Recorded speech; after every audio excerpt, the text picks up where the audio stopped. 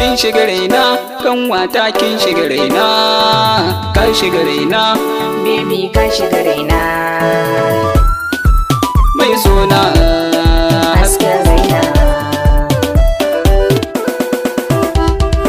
Lokaci guda sanki ya kama zuciya ya sanya na koma ko ina idan har na gifta so nake na hango ki gwanata. Lokaci guda san kai kama zuciya ya sanya na koma ko ina idan har na gifta so nake na hango ka gwani da. Kaunar ki ta shige zuciya har ta cin mini, dan Allah tausaya ke ce mai yin magani.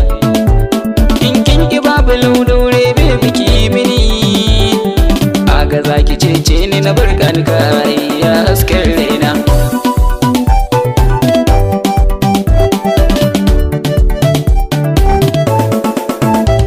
Kwantar da hankali ba na san ka damuwa, kai ne a zuciya ka shiga can ruwa. Ƙaunar ka duk jiki ta zamto mini garkuwa, na baka zuciya kai ne zabi na ya hasken raina.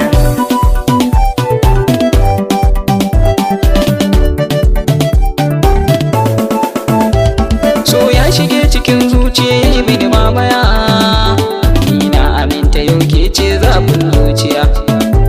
Auren kishi nake bure kin ji habibiya, kin zanci kwan halitta a gare na shi sai da ke zan kai ma.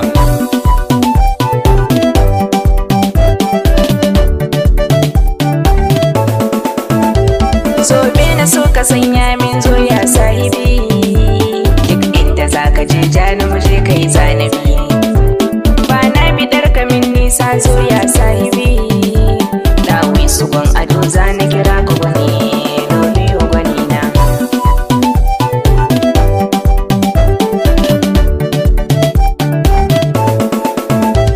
Daman fura ta so zan sha kin ji masoyiya, na sha zuma ta kauna ta sa na jijiya. Ke dai nake gani ko na rinsa idaniya, kallon ki ne yake sanya mun nutsuwa a zuciya kin ji gwanata.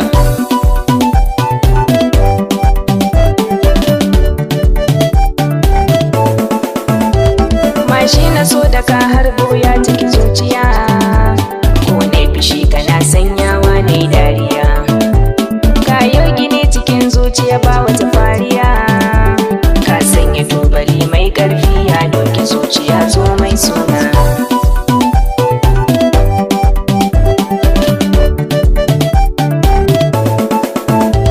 Ni lokaci guda sanki na ji shi a zuciya, ya kama zuciya har ya rasa jijiya.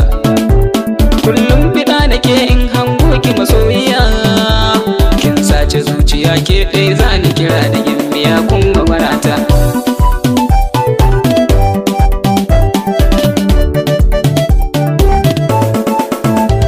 Kome kake biɗa yau firta min zanayi, ba na biɗar na hango ka cikin wani yanayi. Duk wanda ke taɓa min kai za ya ga tsautsayi, zan lallaba ka tamkar jariri sahibi ya sha ne